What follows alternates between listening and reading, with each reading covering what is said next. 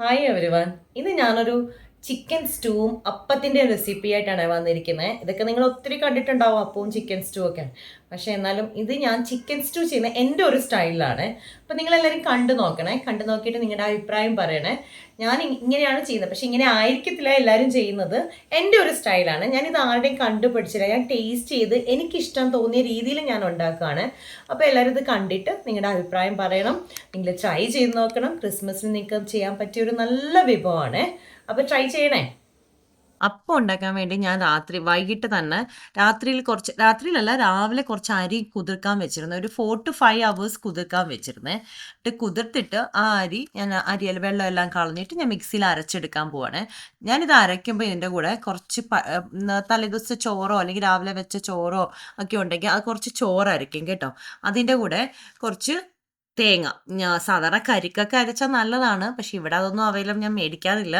ഈ തേങ്ങ അരച്ചാൽ തന്നെ നല്ല സോഫ്റ്റ് ആയിട്ടുള്ള അപ്പം വരും. എന്നിട്ട് കുറച്ച് പഞ്ചസാര, പിന്നെ ഞാൻ ചേർക്കാൻ പോകുന്നത് ഇൻസ്റ്റൻറ്റ് ഈസ്റ്റ് ആണ്. ഇൻസ്റ്റൻറ്റ് ഈസ്റ്റ്, ഏത് ഈസ്റ്റ് ആണെങ്കിലും ഇതിൻ്റെ കൂടെ തന്നെ ഞാൻ അങ്ങ് അരച്ച് ചേർക്കും കേട്ടോ. ഇൻസ്റ്റൻറ്റ് ഈസ്റ്റാണ് ഇത്. അപ്പം ഇതുകൂടെ ചേർത്തിട്ട് ഇപ്പം കുറച്ച് വെള്ളം കൂടെ ചേർത്ത് നല്ല ഫൈൻ പേസ്റ്റായിട്ട് അരച്ചെടുക്കണം കേട്ടോ. അങ്ങനെ വേണ്ട, നല്ല ഫൈൻ പേസ്റ്റ് ആയിട്ട് അരച്ചെടുത്ത് നല്ല സോഫ്റ്റ് ആയിട്ട്. ഇനി ഞാൻ അപ്പം ഇത് അരച്ചിട്ട് രാത്രി എടുത്തു വെച്ചു. എന്നിട്ട് നെക്സ്റ്റ് ഡേ ആണ് നമ്മളിത് ചെയ്യുന്നത്. അപ്പോൾ ഇത് കണ്ട, ഞാൻ ചിക്കൻ സ്റ്റൂ ഉണ്ടാക്കാൻ പോവാണ്. ചിക്കൻ സ്റ്റൂ ഉണ്ടാക്കാൻ ഒരു 200 to 200, ഒരു 200 ഗ്രാംസ്, ഏകദേശം 200 ഗ്രാംസ് കുറച്ച് എല്ലുള്ള പീസാണ് ചിക്കൻ എടുത്തിരിക്കുന്നത്. ചിക്കൻ സ്റ്റൂ ഉണ്ടാക്കാൻ ആ എല്ലുള്ള പീസാണ് ബെസ്റ്റ്. എന്നിട്ട് ഒത്തിരി ചിക്കൻ വേണ്ട സ്റ്റൂ ഉണ്ടാക്കാൻ വേണ്ടി, കുറച്ച് മതി. എന്നിട്ട് ആ ചിക്കൻ ഇത് എടുത്തിട്ട് കുക്കറിനകത്തിട്ട് കുറച്ച് ഉപ്പും കൂടി ഇട്ടിട്ട് ചിക്കൻ ഒന്ന് വേവിച്ചെടുക്കും. ആക്ച്വലി ഈ ചിക്കൻ സ്റ്റൂവിനകത്ത് തന്നെ കിടന്ന് വേവെന്താലും നല്ലതാണ്, പക്ഷെ ഞാനൊന്ന് എളുപ്പത്തിന് വേണ്ടി ചിക്കൻ ഒന്ന് വേവിച്ചെടുക്കും.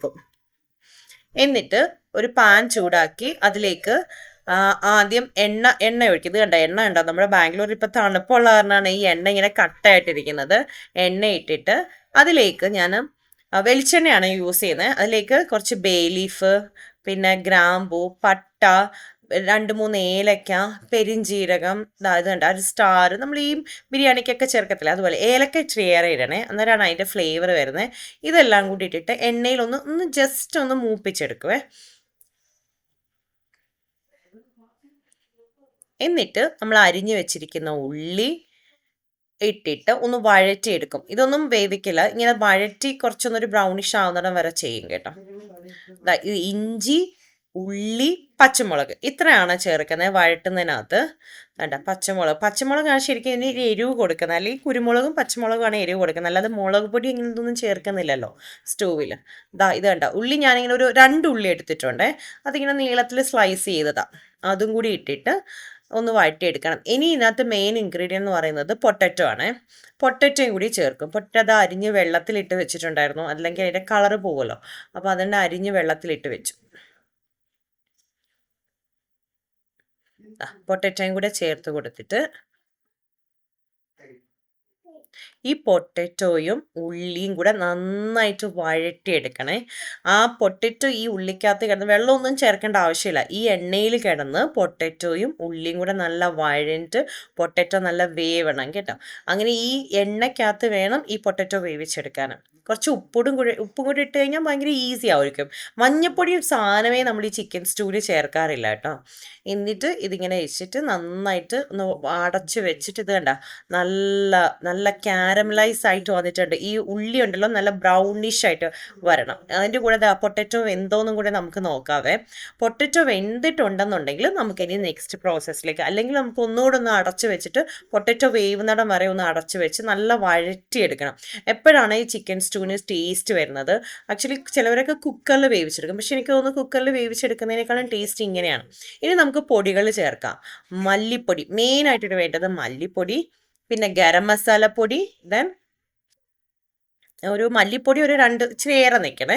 പിന്നെ ഗരം മസാലപ്പൊടി. പിന്നെ നമുക്ക് മസാലപ്പൊടി ശരിക്കും കുറവെന്ന് തോന്നുവാണെങ്കിൽ നമുക്ക് ലാസ്റ്റ് പാർട്ടിലും ചേർക്കാം. പിന്നെ ഏറ്റവും ഇമ്പോർട്ടൻ്റ് ആയിട്ട് വേണ്ടത് കുരുമുളക്. കുരുമുളകിൻ്റെ ഫ്ലേവറാണ് ശരിക്കും ചിക്കൻ സ്റ്റൂവിൽ ഹൈലൈറ്റ് ആയിട്ട് നിൽക്കേണ്ടത്. എന്നിട്ട് ഈ പൊടിയുടെയൊക്കെ പച്ചമണം മാറുന്നിടം വരെ ഒന്ന് വഴറ്റണം. എന്നിട്ട് നമുക്ക് വേവിച്ച് വെച്ചിരിക്കുന്ന ചിക്കനെ കൂടെ ഇതിൻ്റെ കൂടെ ചേർത്ത് കൊടുക്കാം. ദാ ചിക്കൻ വെന്ത് ഒറ്റൊരു പീസിൽ മതി കേട്ടോ. ഒത്തിരി അങ്ങ് വെന്തങ്ങ് ഉടഞ്ഞു പോകണമെന്നൊന്നുമില്ല. ജസ്റ്റ് ഒന്ന് ഇതാവുമ്പോൾ തന്നെ കണ്ടില്ലേ ചിക്കൻ നന്നായിട്ട് അതിൻ്റെ ആ വെള്ളവും കൂടെ ചേർത്ത് കൊടുക്കണേ. ചിക്കൻ്റെ ആ സ്റ്റൂവും കൂടെ ചേർത്ത് ഇതിൻ്റെ കൂടെ തന്നെ ഇടണം. എന്നാലേ ആ ഒരു ടേസ്റ്റ് വരത്തുള്ളൂ. വെള്ളം കൂടെ ചേർത്തിട്ട് നമുക്ക് ഈ ഉള്ളിക്കകത്ത് ചിക്കനും ഉള്ളിയും പൊട്ടറ്റോയും കുരുമുളകും പൊടികളും എല്ലാം കൂടി ചേർത്തിട്ടൊന്ന് വഴറ്റണം. ഇനി നമുക്ക് ഇതിനകത്തോട്ട് 2ാം പാല് ചേർത്ത് കൊടുക്കണം. തിക്കില്ലാത്ത പാലില്ലേ, നമ്മൾ ഫസ്റ്റ് ഒരു പാൽ എടുത്ത് വെച്ചിട്ട് രണ്ടാമത് നമ്മൾ തേങ്ങയുടെ പാൽ എടുക്കില്ലേ, ആ തേങ്ങാപ്പാലും കൂടെ ചേർത്ത് 2ാം പാലാണ് അതും കൂടെ ചേർത്തിട്ട് ഈ മസാലയും പൊട്ടറ്റോയും ഉള്ളിയും ഇതെല്ലാം കൂടി ഈ ഗ്രേവിക്കകത്ത് കിടന്ന് നന്നായിട്ട് തിളയ്ക്കണം. ഈ സമയത്ത് നമുക്ക് ടേസ്റ്റ് നോക്കിയിട്ട് ഉപ്പിൻ്റെ കുറവോ കുരുമുളകിൻ്റെയോ ഗരം മസാലയുടെയോ ഇതൊക്കെ എന്തെങ്കിലും കുറവുണ്ടെങ്കിൽ നമുക്ക് ഈ സമയത്ത് ചേർത്ത് കൊടുക്കാവേ. എന്നിട്ട് ഇനി വേണ്ടത് കരിയാപ്പില. ഏറെ കരിയാപ്പില ഇട്ട ഇനിയും നല്ല ഫ്ലേവർ വരും കേട്ടോ. ഇപ്പം നല്ല മണമൊക്കെ വരാൻ തുടങ്ങി. ആ തേങ്ങാപ്പാലിനകത്ത് കിടന്ന് ഇത് നന്നായിട്ട് തിളച്ച് ഈ കുറച്ച് പൊട്ടറ്റോ നമുക്കിന്ന് ഉടച്ചിങ്ങനെ ഇട്ട് കൊടുത്തു കഴിഞ്ഞാൽ ഉണ്ടല്ലോ നല്ല കുറുകി വരും. നല്ല പൊടിച്ച് ചേർത്ത് കൊടുക്കാം. നമ്മൾ ആ തവി കൊണ്ട് തന്നെ ഇങ്ങനെ ചേർത്ത് കൊടുത്താൽ മതി. അപ്പോൾ ഇതെല്ലാം റെഡിയായി. ഇനി സ്റ്റൗ ഓഫ് ചെയ്തിട്ട് നമുക്ക് 1ാം പാലും കൂടെ ചേർത്ത് കൊടുത്താൽ നല്ല ടേസ്റ്റി ആയിട്ടുള്ള ചിക്കൻ സ്റ്റൂ റെഡിയാണ്. ഇതിൻ്റെ പുറത്ത് നമുക്ക് കുറച്ച് വെളിച്ചെണ്ണയും കരിയാപ്പിലയും പച്ചമുളകും ഒക്കെ കൂടി ഒന്ന് അരിഞ്ഞിട്ടിട്ട് ഒന്ന് അടച്ച് വെച്ചിരിക്കാൻ നല്ലൊരു ഫ്ലേവർ വരും. ഇതാണ് ചിക്കൻ സ്റ്റൂ. ഇത് ഇവിടുത്തെ എല്ലാവർക്കും ഇഷ്ടമുള്ളതാണ്. എൻ്റെ ചേട്ടൻ്റെ മോളുണ്ട് ആമിക്കാണെങ്കിൽ ഏറ്റവും ഇഷ്ടമുള്ളൊരു സാധനം. ഇവിടെ വന്ന ഉടനെ പറയാം അപ്പച്ചി എനിക്ക് ചിക്കൻ സ്റ്റൂ അപ്പം ഉണ്ടാക്കി തരണേന്ന്. അവളുടെ ഫേവററ്റ് സാധനമാണ് അത്. അപ്പം ഇപ്രാവശ്യം അവർ വരുന്നുണ്ട്. അപ്പം എന്നോട് നേരത്തെ പറഞ്ഞിട്ടുണ്ട് അപ്പച്ചി എനിക്ക് ചിക്കൻ സ്റ്റൂ ഉണ്ടാക്കി തരണേന്ന്. അപ്പോൾ ഞാൻ അപ്പം ഉണ്ടാക്കാം. അത് കണ്ടോ രാവിലെ ആയപ്പോഴത്തേക്ക് അപ്പം നല്ല മാവൊക്കെ നല്ല പുളിച്ച് വന്നിട്ടുണ്ടേ. ഇത് കണ്ടില്ലേ, അത് തണുപ്പായിട്ട് പോലും നന്നായിട്ട് വന്നിട്ടുണ്ട്. നല്ല സോഫ്റ്റ് അപ്പമായിരുന്നേ, ക്രിസ്പി ആയിട്ട്. ഞാനിതിപ്പോൾ ഉണ്ടാക്കുന്ന ഒരു ചുമ്മാ കുഞ്ഞാൾക്ക് കൊടുക്കാൻ വേണ്ടിയാണ്, ആദവന് കൊടുക്കാൻ വേണ്ടി. അവനിങ്ങനെ പൂ പോലെ ഇരിക്കുന്ന അപ്പമൊക്കെ ഭയങ്കര ഇഷ്ടമാണ്. അപ്പോൾ പല പല ഡിഫറെൻറ്റ് ഷേപ്പിലായിരിക്കും. അതായത് കണ്ടില്ലേ, അവൻ്റെ ഏറ്റവും ഇഷ്ടമുള്ളൊരു സാധനമാണ്. ബ്രേക്ക്ഫാസ്റ്റിൽ ഏറ്റവും ഇഷ്ടമുള്ളൊരു സാധനമാണ്. ദോശ കഴിഞ്ഞാൽ പിന്നെ അവന് ഇഷ്ടമുള്ളത് അപ്പമാണ്. അപ്പം ചിക്കൻ സ്റ്റൂ. അപ്പോൾ അതായത് കണ്ടില്ല കഴിച്ച് വാലോട്ട് വെച്ചപ്പോൾ തന്നെ പറഞ്ഞു സൂപ്പർ അമ്മ, ടേസ്റ്റി അമ്മ. അവൻ ശരിക്കും ഒരു രണ്ട് അപ്പമൊക്കെ കഴിച്ചു കേട്ടോ അന്ന്. പിന്നെയും ചോദിക്കുന്നുണ്ടായിരുന്നു. അപ്പം ഞാൻ ഈ വീഡിയോ എഡിറ്റ് ചെയ്യുമ്പോൾ അവനോട് ചോദിക്കാം അമ്മ എനിക്കൊന്ന് പറഞ്ഞുകൊണ്ട് എനിക്ക് ശല അപ്പവും ചിക്കൻ സ്റ്റൂ ഉണ്ടാക്കി തരുമോ എന്ന്. ഇത് നമുക്ക് ക്രിസ്മസിന് ഉണ്ടാക്കാമെന്ന് പറഞ്ഞു. അപ്പോൾ എല്ലാവരും ട്രൈ ചെയ്ത് കൊടുക്കണം, നല്ലതാണ്. എല്ലാവരും ട്രൈ ചെയ്തിട്ട് കമൻസ് അറിയിക്കണം. താങ്ക്